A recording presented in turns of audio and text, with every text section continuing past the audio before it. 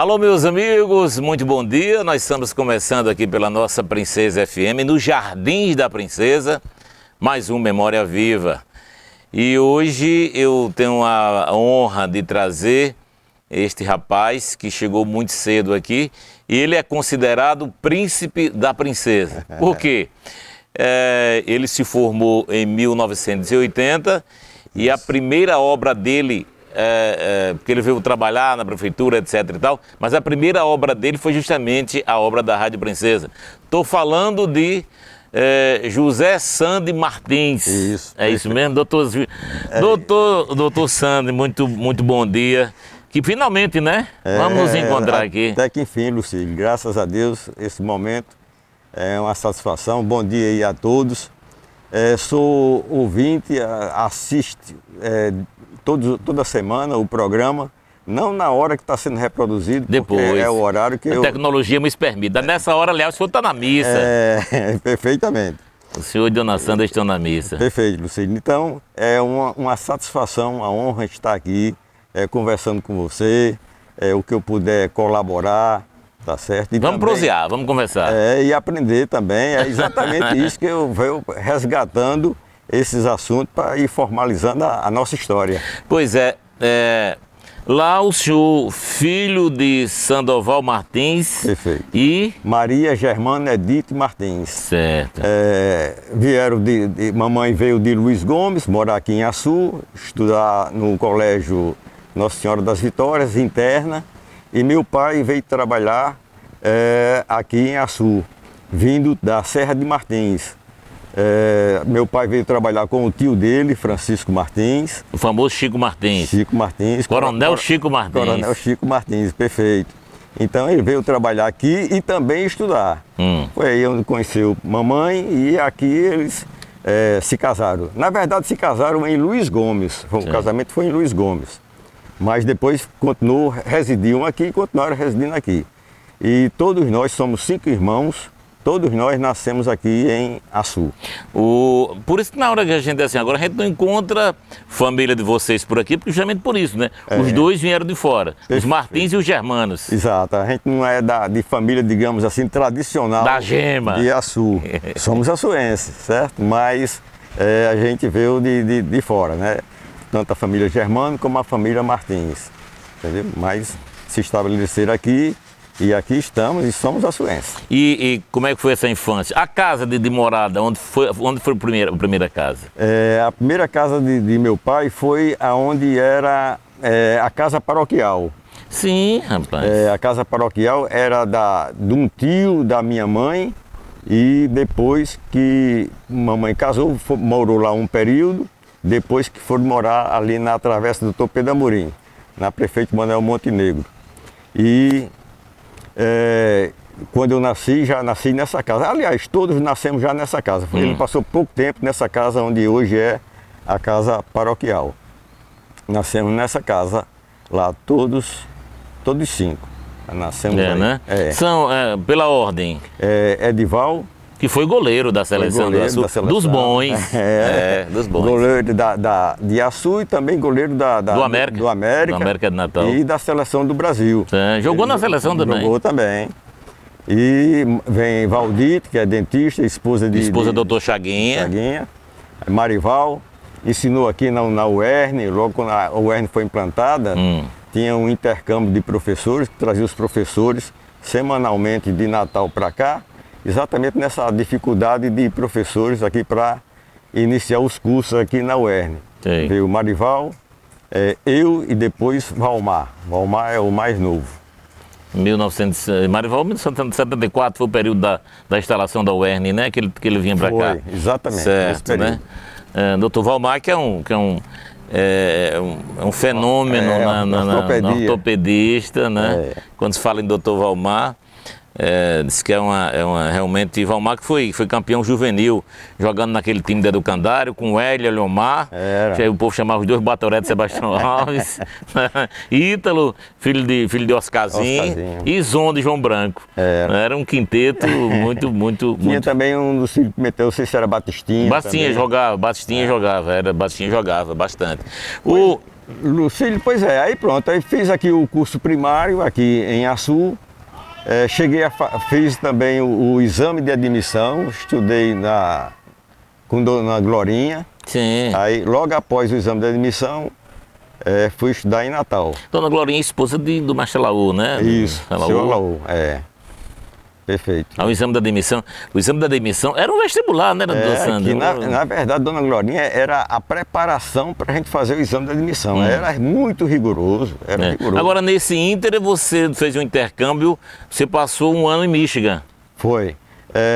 Eu fui estudar em Natal e estudei ainda 2 anos no Salesiano. Sim. Depois entrei numa seleção para fazer intercâmbio nos Estados Unidos. Fui estudar lá. Passei um ano estudando nos Estados Unidos, no estado de Michigan, no nordeste dos Estados Unidos, e na cidade de Weidman.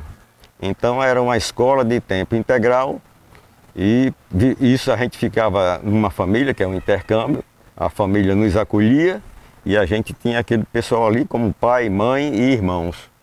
Então teve toda essa vivência numa língua diferente, costumes diferentes. E lá era estudar, somente estudar. Interessante que o senhor toca num assunto, esse intercâmbio que o senhor viveu lá atrás, né? Depois o Luiz Alberto acabou dando uma dinâmica, levou muita gente, trouxe muita gente para cá. Perfeito. Foi muito, e hoje muita gente se profissionalizou nesse intercâmbio, né? Naquela época, assim, em 1974, que foi a época que eu fui, era uma coisa assim, muito selecionada, difícil e tal. Hoje não, hoje, graças a Deus, está mais fácil, tem mais acesso para você participar desses intercâmbios, sabe?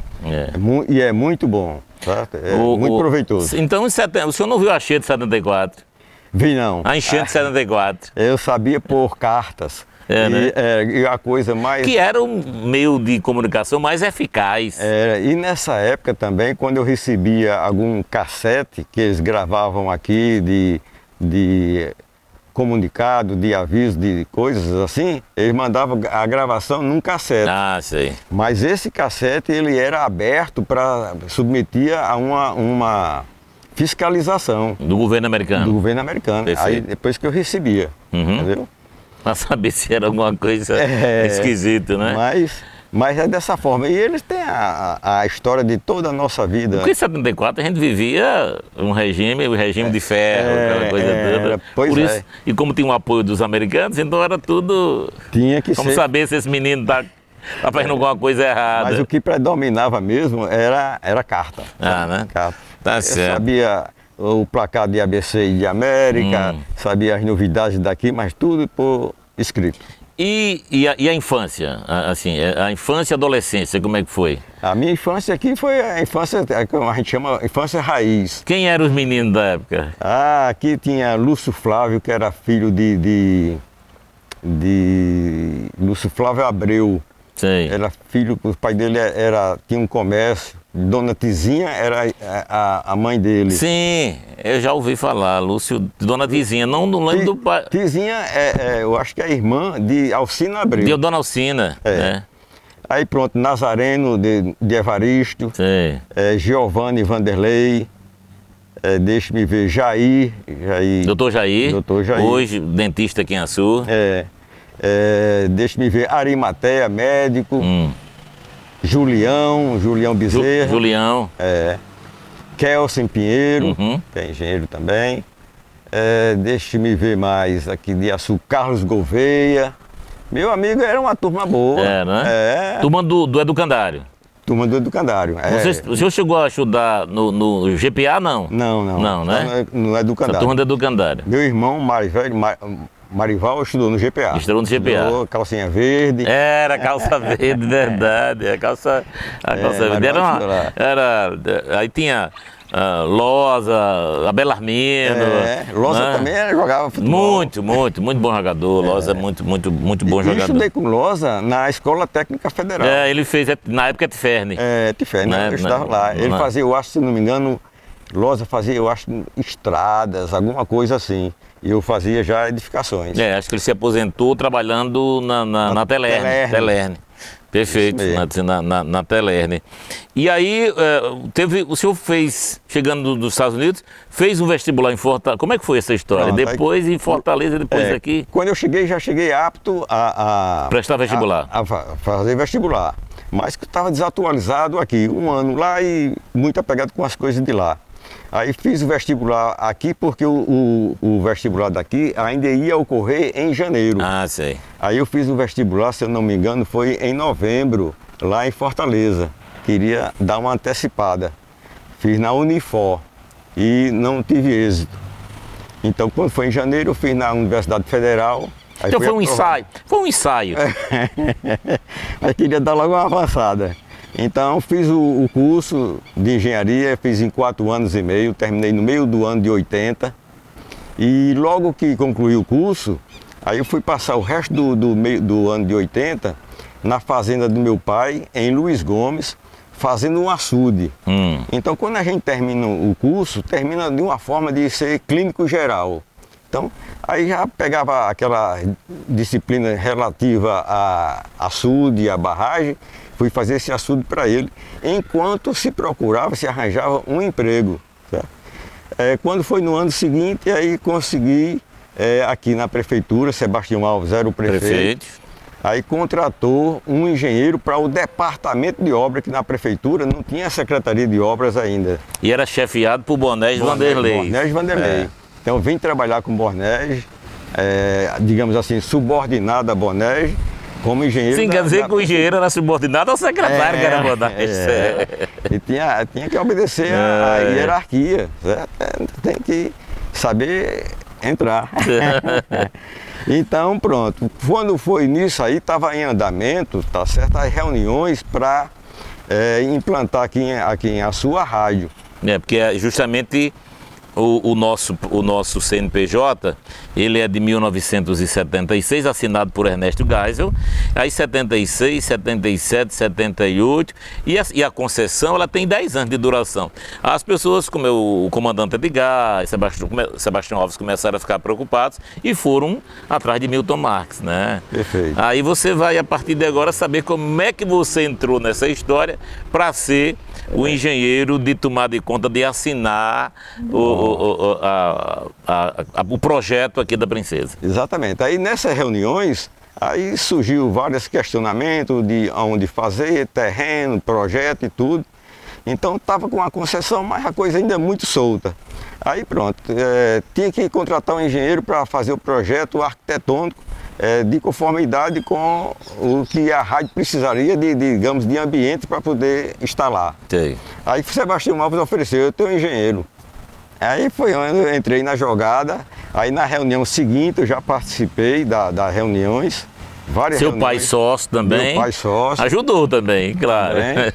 Tinha essa colaboração. E aí surgiu a nossa amizade de Milton Marques mais presente e bem interessado que isso aqui avançasse. E eu com essas ideias, jovem, tá certo? No meio desse pessoal, então eu tinha que dar também, mostrar a coisa viável, dar viabilidade. Então foi aí onde teve iniciou a nossa amizade com o Dr. Milton e minha aproximação com o Sebastião Alves também.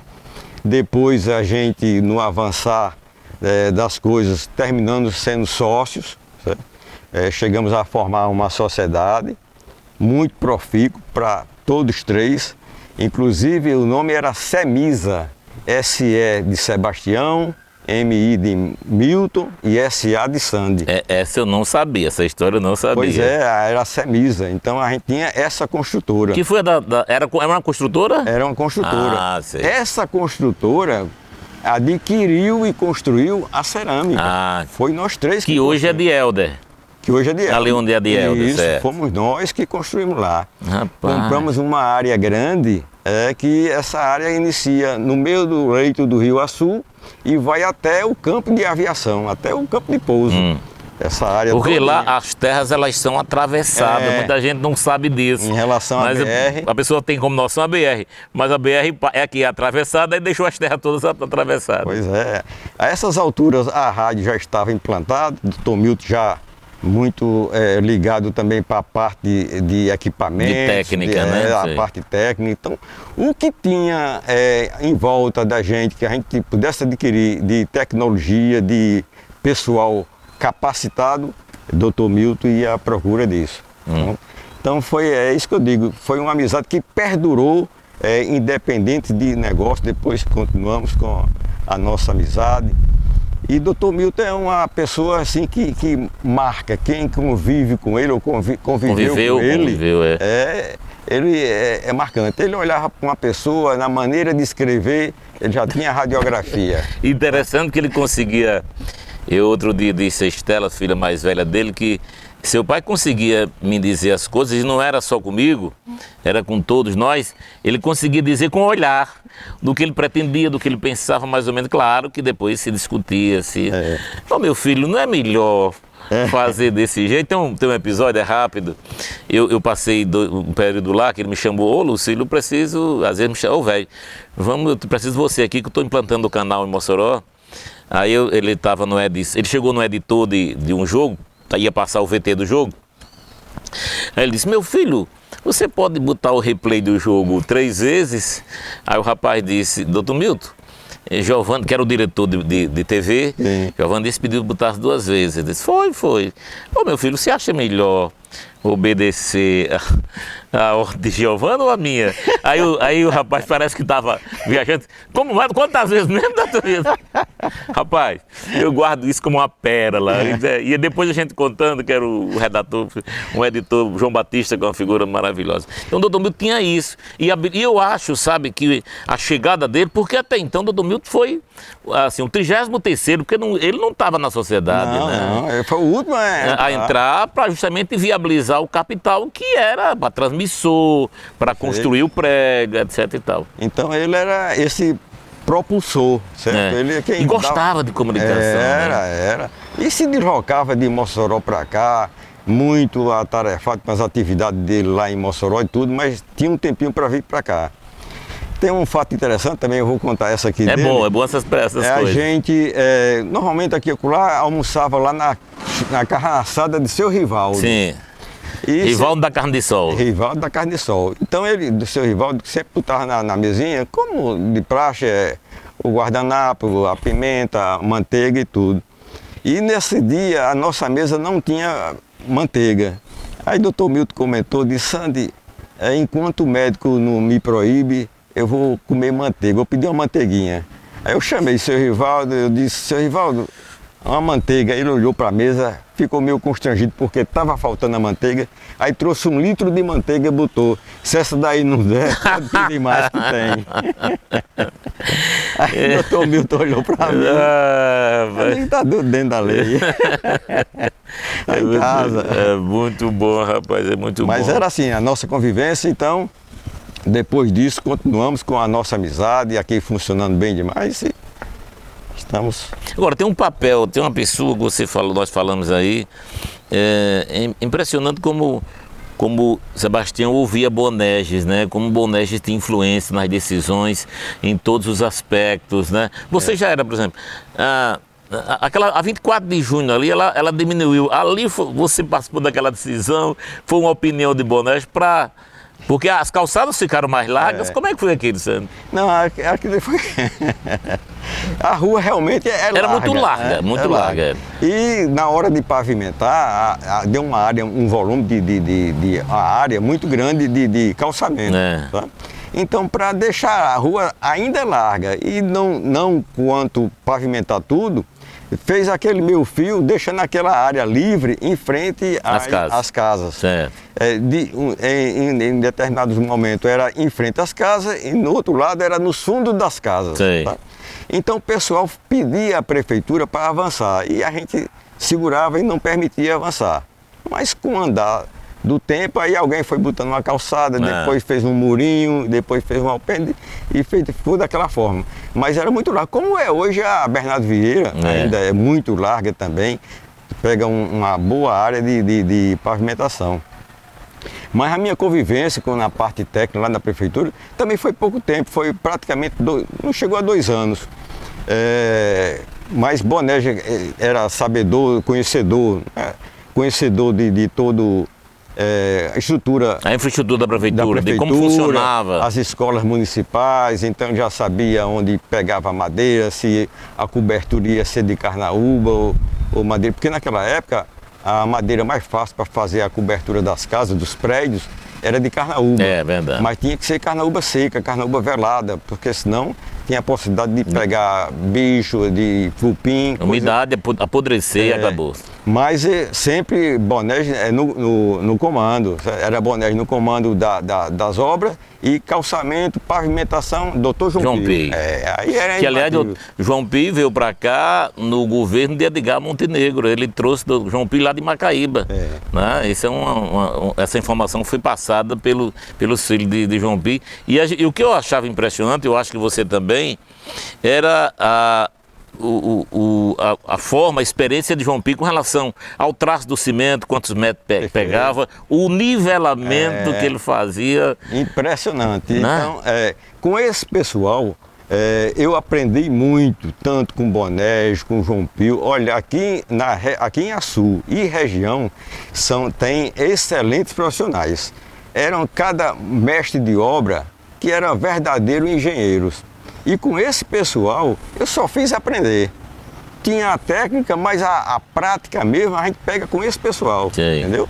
Então, aqui a gente não quero nem citar nome, a quantidade de bons mestres de obra que eu trabalhei e outros que eu tenho conhecimento, não trabalhou comigo, mas tenho conhecimento das obras que eles faziam aqui. Então, o pessoal aqui construía obras grandes e pequenas, tudo nunca deu problema nenhum, tudo através de mestres de obra. Então, eu entrei aqui como, digamos assim, como um maestro. Os instrumentos, os tocadores dos instrumentos já existiam. Precisava só dar a coordenada. Pronto. Lembra do carpinteiro aqui, nosso carpinteiro? O Dedé é o filho. Dedé é o filho. Chico Velho. Chico Velho. Lembro. Dedé e Chico Velho. Né? Lembro, excelente profissional. Dedé mora aqui, inclusive, pertinho da gente, mora aqui por trás da rádio, já aposentado.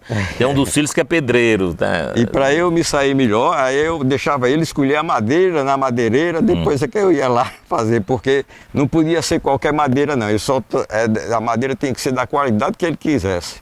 Então eu dava carta branca na madeireira e ele ia lá escolher. Ora, doutor Sandy, depois de Sebastião, você trabalhou em outros governos, né? Aí pronto, quando Sebastião saiu, entrou o Ronaldo. Então o Ronaldo deu uma organização, digamos... Reestruturou toda a prefeitura. Pronto, até porque o pensamento, o Ronaldo já vinha de uma geração nova, engenheiro agrônomo, com uma visão diferente. Aí criou secretarias, certo? Aí trouxe também um pessoal... Edilberto, Zé Maria, cada um numa área, Luizinha Cosme, então para atuar. E Ronaldo era desse que dizia o que queria e se vire e traga os resultados. Então a gente começou a desbravar, sabe? Dá um exemplo aqui a você. A rodoviária, para locar rodoviária. A rodoviária foi locada dentro de um cercado de Sebastião, de Geraldo Bagal. Geraldo Bagal. O terreno cercado era dele e Ronaldo queria que a rodoviária fosse para aquela área lá, que ficasse no alinhamento do INSS. Aí o INSS era cortado por um terreno de Laí, lá era o cercado de Geraldo, então isso para a gente locar naquela época era pulando cerca, discutindo se era viável, se não. Mas o terreno ali tem que ser indenizado, o outro tem que ser desapropriado, aqui vai dar problema. Mas o que ele queria era dar um ordenamento, esticar a cidade. Para que ela começasse a ter uma expansão para... Isso, não ficar só concentrado ali, fosse crescendo, digamos, de dentro para fora. Certo. Ele queria puxar polos para a cidade expandir. O que acabou acontecendo, né? Acabou acontecendo. Então, fui trabalhar com o Ronaldo como secretário de obras, então... Depois veio trabalhar também com a gente Luísa. Sim, Luísa, sobrinha de Dr. Milton. Sobrinha de Dr. Milton. Perfeito. Então... Filha de Mário Marcos, dono da Casa dos Plásticos, de saudosa memória também. Mário que era mais velho do que Dr. Milton, que Dr. Milton tinha como um pai, né? Porque o Dr. Milton ficou muito órfão de pai, tinha 6 anos de idade. Perfeito. Então, Lucídio, aí pronto, foi dando repaginada na prefeitura, organizacional, e deu toda essa estrutura. E Zé Maria foi o prefeito seguinte, certo? E foi dando continuidade. É porque foi o período, inclusive, foi o mesmo ano que Agripino se elegeu governador, né? E fazia também 20 e poucos anos que a gente não tinha uma eleição direta para governador. Zé Agripino também com ideias novas. Aí veio a doutor Luiz Carlos. Perfeito. Aí a escola Luiz Alberto. Alberto, exatamente, né? Que foi um terreno doado. Marcos Alberto foi um terreno doado por Cícero de Padre. Né? Pouca gente sabe disso. Né? Essa área era dele. Era toda dele, que o doutor Milton, inclusive, comprou essa aqui no fundo dele, que foi uma novela para Dona Ana assinar, aí São Sebastião teve que interferir. Então, essa história é interessante, muito interessante, mas é bom que se registre, né? O terreno do Marcos Alberto foi uma doação. Aí, por que eu digo isso? Porque eu hoje sou casado com a filha mais nova e ela me contou esse episódio, é bom que se registre, é muito interessante. Foi. Tinha essas pessoas da sociedade de Açu, tinha esse espírito também de colaborar com o crescimento da cidade. Não é tão assim, digamos, de mesquinharia, de só ganhar. Muita gente, algumas pessoas falam que do comandante Edgar era seguro. Os netos mesmo disseram que ele, para conseguir uma gaitinha com ele, eu já ouvi Jorge dizer isso, o próprio Gustavo. Mas ele fez a doação do estádio, um terreno de 200 por 200, hoje uma área super valorizada, é um gesto que eu acho magnífico, né? Achei magnífico, né? Então tinha esse espírito, né? Nessa época dessas pessoas assim, expoentes. E tem outros casos, expoentes. O próprio Chico Martins, eu considero o Chico Martins seu tio-avô, né? Porque ele era tio do seu pai. E seu pai era homem de confiança desse Chico Martins. Mas Chico Martins, eu acho que o Açu, em termos de desenvolvimento econômico, antes e depois dele. Né? Perfeito, pelo menos a minha visão é essa. Você imagina naquela época você comprar um motor gerador na Inglaterra. O primeiro gerador veio de lá para servir uma comunidade. Se dissesse, não, é para botar lá no meu condomínio, tudo estava mais fácil. Mas para servir uma comunidade. Sabe? Então ele tinha esse espírito de servir. Sabe? Comprava armazéns e fazia divisão. Aí, quer dizer, já era o camarada que imaginava, digamos, coisa do tipo shopping. Sabe? Aquela Avenida São João ali, aquilo era tudo de Chico Martins. Era assim, ele conseguiu adquirir aqui e depois foi repassando. Familiares. Perfeito. Teve sobrinhos que veio para lá para negociar. Aí começou num local daquele e foi expandindo, entendeu? A pessoa mostrava para ele um potencial de negociar, seja no ramo dele ou não. Ele ajudava fornecendo, às vezes, até o capital, para a pessoa depois pagar o mesmo capital. Não fazia tanto questão de juros. Então ele tinha esse espírito. E dizem que o Banco do Brasil, vendo o Açu como essa mola propulsora já, rico no agronegócio, né, na agricultura, enfim, aí o banco veio para cá, né, o Banco do Brasil. Mas as pessoas apuravam o dinheiro no final de semana e deixavam com o Chico Martins com medo de algum imprevisto, porque sabiam que ali, entregando a Chico Martins o dinheiro estava seguro. Desse jeito, tipo uma poupança. Tá? Então ele depois foi crescendo e terminou também tendo o Banco Rural aqui em Açu. Então tudo foi nessa época. E foi candidato, você sabe disso, candidato a vice-prefeito, né? Meu pai. Foi? Meu pai foi candidato a Não, ele foi também, foi. Chico Martins foi candidato... Eu sei que ele assumiu deputado estadual. Mas foi candidato a vice-prefeito, tenho certeza. A lei do cerco. Ele e seu pai, os dois foram candidatos a vice-prefeito. Isso é bom registrar. Aí depois disso ele conta no livro, que eu li alguma coisa dele, disse, não, depois eu me desencantei, eu achei que não era aquilo, mas ele ajudou a cidade sem ter uma função política, o que eu achei. Porque ele fazia por desprendimento. Esse motor, a explosão que você fala, foi o período em que o Açu ligava a luz às 6 horas e desligava às 10. Né? Era da energia, perfeitamente. É chamado a rua do motor. Tá chegando uma água, rapaz. Bora. Aqui o nosso produtor é uma lenda aqui. É eficiente. Pois é. JB. Minha gente, nós estamos conversando aqui com o doutor Sandy. Para quem não sabe, eu apenas quero repetir. A primeira obra de responsabilidade que ele assinou foi a Rádio Princesa do Vale. Por isso que nós, quando a gente se encontra, eu chamo ele o príncipe da princesa. E Dona Sandra não diz nada, porque sabe que aqui a história é tranquila. Dona Sandra, do saudoso Etelvi e Dona Ritinha. Perfeito. Aqui continuei com a raiz aqui de Açu, a esposa açuense, e continuamos aqui. Vamos falar desse. Como é que se conheceram? Vamos falar dele. Como é que vocês se conheceram? Sandra conhecia aqui em Açu. Nessa época tinha as serestas, onde hoje é o batalhão. Sim. Eu acho que era Mar de Plata. Porque na verdade aquilo foi era um centro comercial, não funcionou. Aí depois Chico Dias botou lá o bar Mar de Plata. Mar de Plata. Pronto. Foi lá. Também a gente frequentava também a Adega da Ponte. Aos domingos era o Poite, a Adega da Ponte. A Adega da Ponte. Então pronto, foi nesses encontros assim que surgiu o meu conhecimento com Sandra. E daí não teve mais... Amor à primeira vista. Amor à primeira vista, não teve mais nenhum quebra não. Né? Foi direto. Que bom. São quantos anos já de casados? 43. 43. Eu fui colega. Sandra morou na Monsenhor Júlio. Dona Sandra morou na Monsenhor Júlio, seu Etelvi, e logo que veio da base física, né?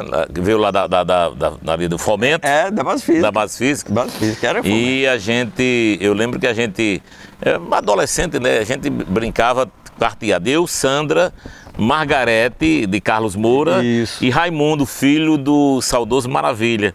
Mas era uma coisa maravilhosa, a gente até hoje, essas lembranças não me saem da cabeça, e ela me diz: Luciano, como é que tu lembra das coisas assim? É porque eu gravei, eu tenho facilidade realmente de gravar essas coisas, né?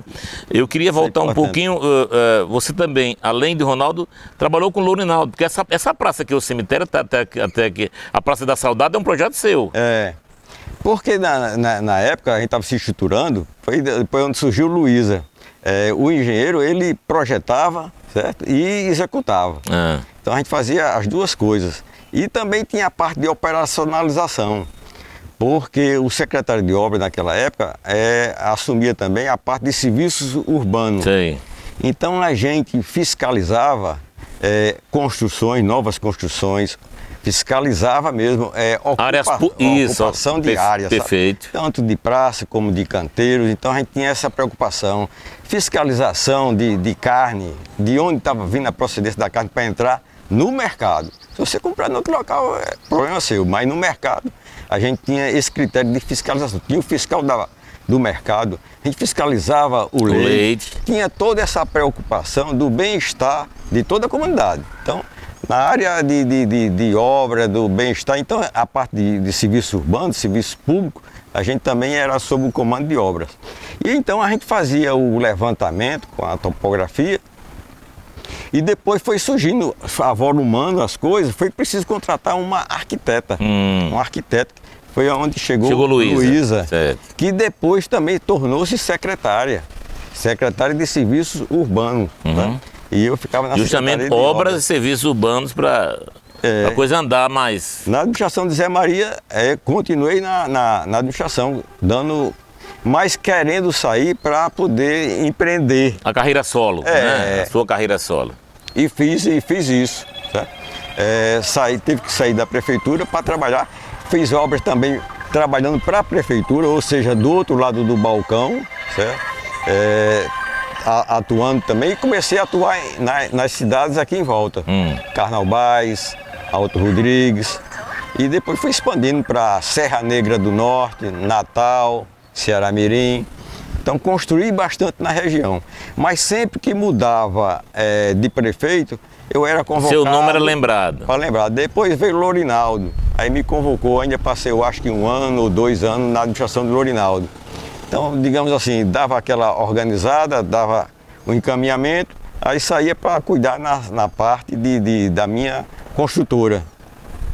Que toda a vida eu fui empreendedor também. Só voltando um pouquinho, então eu, Milton e Sebastião construímos... eu queria saber dessa depois, que destino tomou essa construtora lá? Pois aí depois a gente fez a distribuição de Sebastião, tinha saído da prefeitura, né, e ia para a cerâmica. Então Sebastião ficava com a cerâmica, doutor Milton ficava com o terreno, e eu ficava com a construtora, e foi daí onde surgiu essa empreendimento meu de construtora. De construtor. Foi. Mas... E eu lembro que o Dr. Milton, as ações de Sebastião, o Dr. Milton acabou fazendo uma permuta, né? Ele ficando, o Dr. Milton com as ações dele e ele lá com... Pois é, e as amizades sempre permanecendo, sempre à frente. Então foi aí onde surgiu essa parte da construtora. Então, foi exatamente na divisão disso daí. E ficamos com essa atividade até 10 anos atrás. Dessa união com Dona Sandra, quantos filhos? Temos 3 filhos. 2 filhas, Sinara, Cíntia e Sandy Filho. Sinara é arquiteta, Cíntia é engenheira civil. E não no ramo, né? E Sandy Filho é administração. Né? É administrador de empresa. Aí nós temos 3 filhos. E a construtora sua, eles tocaram ou não? Não, cada um independente. São carreiras solos. Carreira então. solo. Sinara continua com o projeto dela de arquitetura, faz esse projeto dela. E Cíntia trabalha com o esposo dela, que é engenheiro civil. Sei. Então eles têm uma construtora e fazem casa lá na área de Macaíba e Parnamirim. Agora, Dona Sandra empreendeu, começou a aparecer a oportunidade do Sebrae. Como é que foi aquilo? Sandra, ela passou um período trabalhando para o governo do estado, na área social, juntamente com Dona Leda, e depois ela foi para o Sebrae, fez concurso, passou, foi para o Sebrae e ficou aqui em Açu. Foi. Depois de Açu, ela passou, se não me engano, eu acho que uns 16 anos aqui, no Sebrae de Açu. Aí foi convocada para abrir o escritório do Sebrae na Zona Norte, em Natal. Aí o perfil dela era ter que ir, então ela foi. Até porque era um perfil muito parecido com... A Zona Norte é o interiorzão, né? Exatamente. Perto da capital. Conhece a Zona Norte na palma da mão. Né? Ela viu aqui dali crescer e tentava fazer os pequenos negócios, dava orientação, capacitação e ficou por lá. E depois da Zona Norte, ela foi para a sede. E ficou lá até se aposentar. Aí hoje está eu e ela aposentados, moramos em Natal, mas com raízes aqui em Açu. Principalmente ela. Certo? Vocês têm uma propriedade ali na lagoa, na Lagoinha, né? No Entre Rios. No Entre Rios.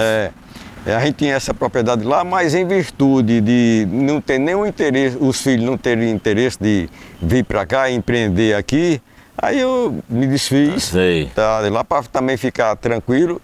E o meu vizinho, que tinha também interesse, tem muito mais capacidade de desenvolver e tocar o empreendimento para frente do que eu, numa certa Vocês inclusive chegaram a morar lá, morava, vinha para cá, ficava lá. Era lá um sítio bem estruturado, pronto mesmo para a gente se aposentar e morar lá. Mas os percursos, né? Os meninos já vão criando. Tem que ir. Quando o menino endurece o pescoço, aí cada um vai querer a carreira solo. Não, peraí, não é por aqui não. Deixa de. Agora, amizades dessa velha guarda que o senhor guarda, né? E tem um que eu acho que tem minha referência não só para mim, que foi meu diretor aqui na rádio, eu gosto sempre de registrar, é o mestre Zé Leitão, né? Zé Leitão era o contador quase de todo o comércio do Açu. O meu contador, na verdade, toda a vida foi Quinho, mas por indicação de Zé Leitão. Ele começou a terceirizar. Quando eu fui abrir a empresa, a construtora, que já começou aqui, que Zé Leitão era sócio da rádio. Perfeito. Aí pronto, a gente já se consultava, já se conversava. Ele dizia, Não, eu não, mas vai ter uma pessoa que eu vou lhe indicar que vai ser melhor do que eu. Aí indicou o Quinho. Então toda aquela turma que trabalhava com ele no escritório, tá certo? Aline, pronto, Quinho. Então todo esse pessoal ele indicava para fazer a escritura, mas ele dando sempre aquela orientação. Pronto, aí Mestre Zé, depois eu chamava ele também, Mestre Zé, porque ele me convocava. Por eu estar numa atividade, numa área pública, ele me convocava para dar determinadas sugestões, sabe? O caminhamento é esse aqui, não vá por ali, não vá procurar. E a gente tem que ouvir também esse pessoal, que você não pode chegar batendo, chutando o pau da lata. Achando que porque tem um diploma na mão, acho que sabe, né? Então era uma das pessoas que eu via. E essas dicas foram fundamentais da forma que ele dizia para você ter um entendimento e executar onde você queria chegar. E ter o sucesso. Ele, Edmilson Caldas, tá? Então são pessoas que são referência e já conhecedores de toda a dinâmica da cidade, tanto a parte política como a parte social. E a gente ia se norteando para dar um bom encaminhamento e, graças a Deus, cumprimos nosso papel. Meu irmão trabalhou com você nesse período. Me fala dessa relação sua com meu irmão. Trabalhou excelente profissional. É o Barbalho. Perfeccionista. E eu também sou. Então o Barbalho trabalhou comigo e a gente se identificava muito pela maneira que ele organizava e prestava conta. Então era a mesma coisa que eu estivesse vendo a coisa sendo executada. Sim. Tá? Ou seja, confiança total. Confiança total e não tinha meio serviço, não tinha que a gente chama gambiarra não. Era o serviço como deve ser feito. Ele era inimigo disso, era Barbalho. Então trabalhou comigo e também me deu orientações nas minhas outras atividades que ele não podia atuar por ser da fundação, mas me dava sugestão. Sandy, isso aqui é melhor dessa forma, tudo. Então, é um amigo que eu tenho. Depois a gente foi trabalhar também na igreja, a gente tinha serviço. E vocês se encontraram também na igreja. Prestando serviço na igreja. Barbalicida. Dona Aparecida, Dona Aparecida. Aliás, recentemente ele teve um livramento que Deus nasceu de novo no dia do aniversário. Deus o renasceu, né? Porque ali foi um renascimento. Né? E aí, quando você vai chegando a essa idade, reflexo, tudo mais. Mas graças a Deus, Deus o abençoou. Sabia que ali ele ia para uma missa de um parente nosso, né, lá no Luzeiro, mas enfim, graças a Deus a história ele está aí para contar e acho que é importante. Graças a Deus. Que não houve a intenção de provocar o acidente.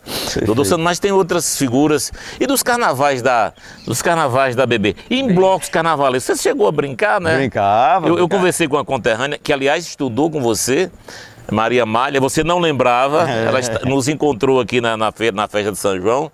Eu estudei com Sandy. Aí como foi a abordagem dela com você? Maria Malha estudou comigo aqui no Colégio Nossa Senhora das Vitórias.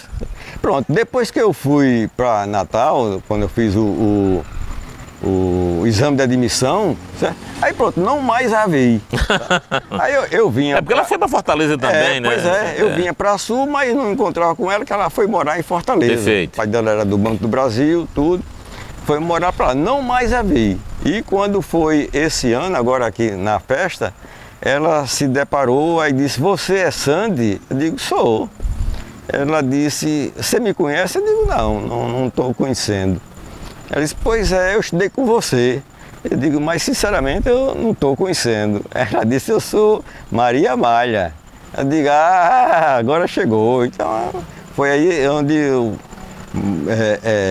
relembrei a época que a gente estudava no colégio. Ela até lembrou o fato lá da gente, na classificação, eu sempre era o primeiro lugar e ela era o segundo. Ficava... Então exigia uma disputa boa, saudável, né? De estudar. Mas é isso, carnaval eu brincava aqui no bloco, eu era do bloco Devassos. Devassos. Era. Porque tinha Devassos, Devassos, que era você era Mateus, filho de Zé de João Ares, isso mesmo? Isso, perfeito. Raimundo Benevides, sei. Tá?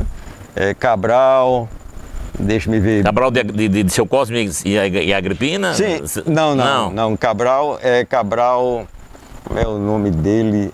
Ele é da família de Dona, a esposa de Sebastião Alves, Dona Marta. Sim, sei. Ele é sobrinho de Dona Marta. Tá certo. Né? De Carnal Carnavais, Cabral, Carnavais, é verdade. Mora em Natal, inclusive, né? Um altão, perfeito.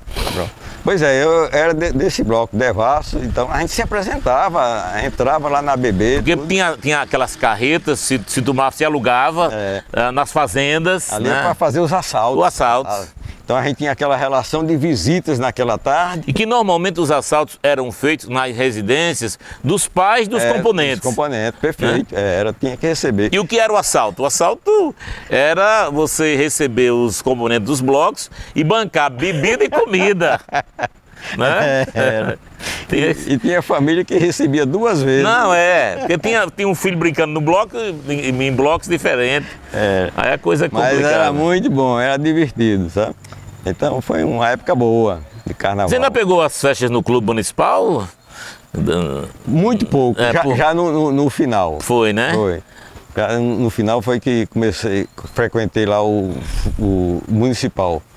Mas não tenho muita memória não, novinho ainda. Sei. Mas a BB aí não, aí já foi. A BB, os grandes bailes da BB. Tudo. Né? Eu fiz lá, teve uma festa lá dos 15 anos da minha filha, foi na BB, sabe? A BB frequentava bem. Aliás, a gente fala no grandes shows lá também. A gente fala na BB e a gente cobra muito assim do poder público que as coisas às vezes se acabam.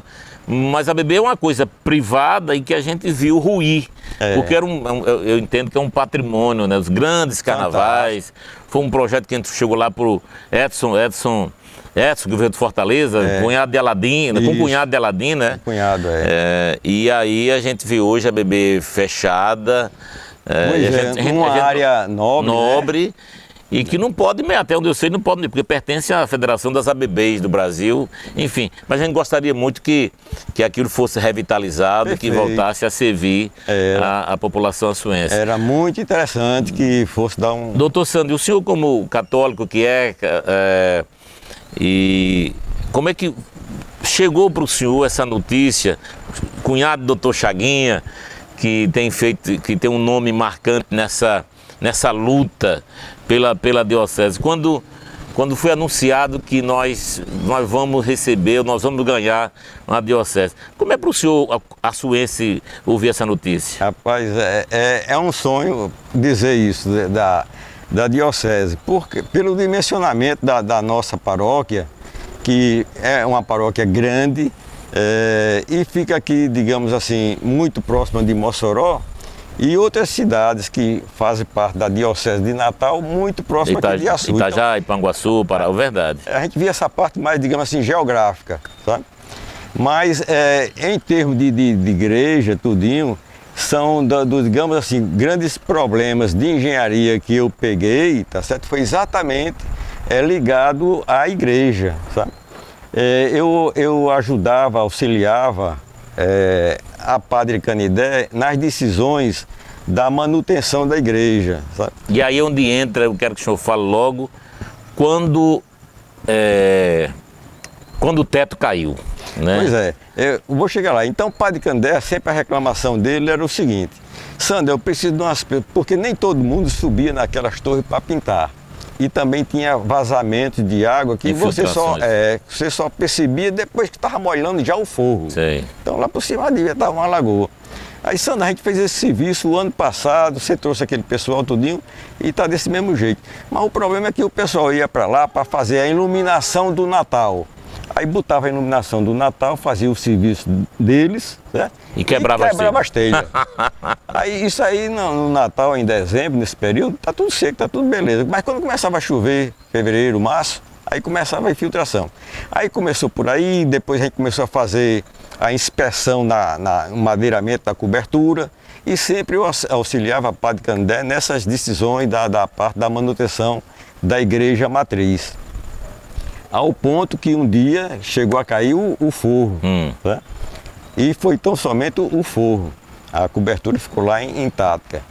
Aí foi aí onde a gente tomou a decisão de substituir parte da estrutura da cobertura por estrutura metálica, tá? E isso a gente, para encontrar profissionais, empresas, tinha que pegar em Campina Grande, em Mossoró não era tão fácil, né, nessa área de cobertura, nessa época. Aí depois fazer o forro, então tudo isso com dificuldade e com ele também com dificuldade para conseguir recursos para esse serviço. Então eram decisões, era um serviço que eu fazia inclusive, tá certo? Não é bom dizer, mas alguém tem que ter conhecimento, sem nenhum ônus para a igreja, voluntário, trabalho voluntário. Sempre. E fazia, sabe, foi. Porque gostava de fazer. E na igreja, em atenção ao padre Canindé também. É bom que se diga isso. Pronto, aí padre Flávio veio, assumiu, também pegou carona. Aí vamos também para as orientações na mesma área. E eu sempre disponível, sempre me disponibilizava. Meu tempo e tal, dedicava e indicava os profissionais para atuar, já pessoas conhecidas. Né? Então tinha essa parte também da minha atuação de colaborar com os serviços da igreja. Aí pronto, agora com a possibilidade de aqui tornar uma diocese, isso vai ser... Não, possibilidade não, é realidade. A decisão agora, eu soube que está dependendo da Santa Sé. E com o Papa Leão XIV, a gente entende que acho que essa decisão, e me parece que já passou por Brasília, onde fica o primeiro representante do Papa aqui no Brasil, acredito que, não sei se a gente consegue em 2026, seria o grande sonho nosso, né? Mas eu acho que teve uma figura fundamental nessa história, e com o nome de João, que foi Dom João lá de Natal, né? Quando ele chega, eu vi uma entrevista dele, quando ele chega na diocese, que vê o tamanho da diocese, ele se assombra. Não, nós temos que...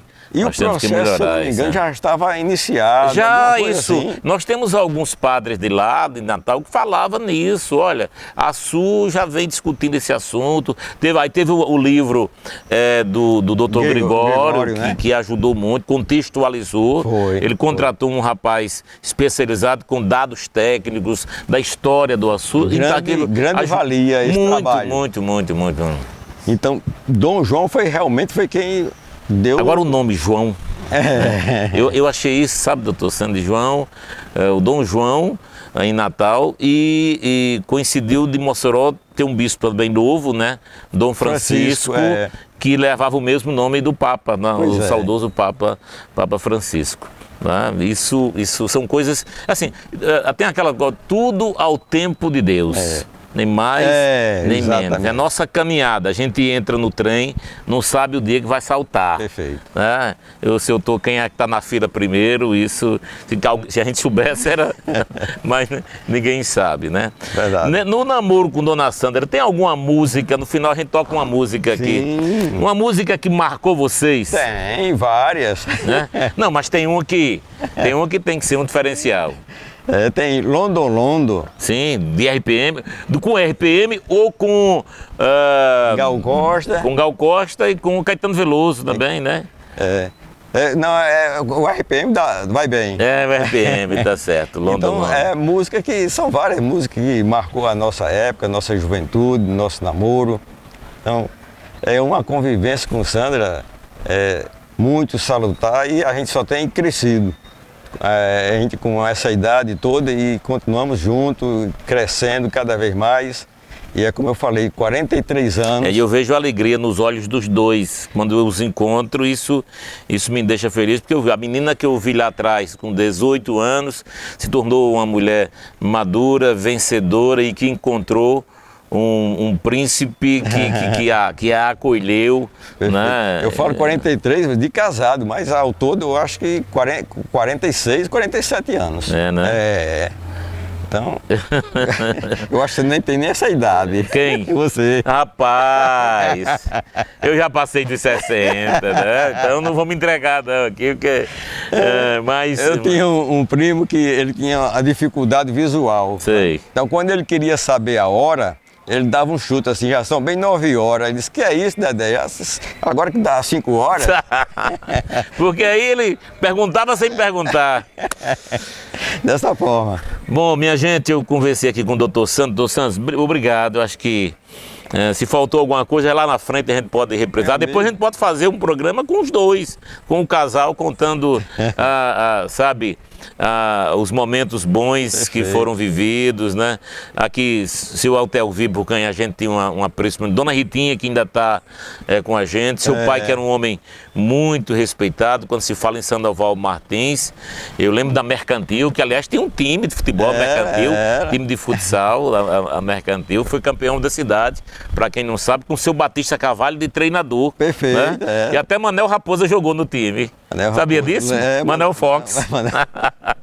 Foi, era mesmo, Manel Raposa. Lula de Volta, Manel Candidato João Tiburcio. Camisa azul, com a listinha amarela, fina, perfeito. E Batistinha quem organizava. Era. Nessa época já era negreiros que tomavam de conta, frente, né? Era.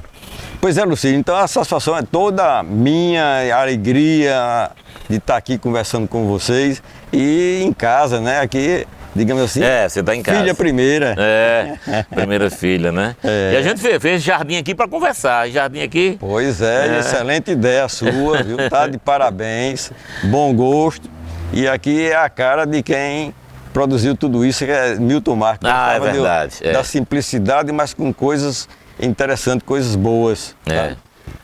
Nos deu muitos exemplos bons. Eu convivi com dois, eu fui com várias pessoas, mas a minha convivência com dois homens, primeiro com Cabralzinho, que você conheceu, Cabralzinho, seu Cabral. E Dr. Milton, foram dois homens que me ensinaram muito, né? Mas muito mesmo, de humildade, de servir ao outro, servir ao próximo sempre, né? Sempre pensar no coletivo, não só no umbigo. Isso foram algumas lições que eu aprendi muito, mas muito mesmo. E fico muito feliz de ter hoje, ter condições de repassar isso para adiante. Perfeito. Né? E graças a Deus, por isso que a gente está aqui. Graças a Deus. Muito bom, Lucílio. Tá certo. Minha gente, o nosso muito obrigado, fiquem com Deus, próximo domingo, se Deus o Criador permitir, Ele sempre está permitindo, né? É sempre com a permissão do Criador, nós estaremos de volta com mais um Memória Viva na sua princesa e fiquem com o Londo Londo do RPM. Um abraço, bom dia. Paulo Ricardo. Bom dia.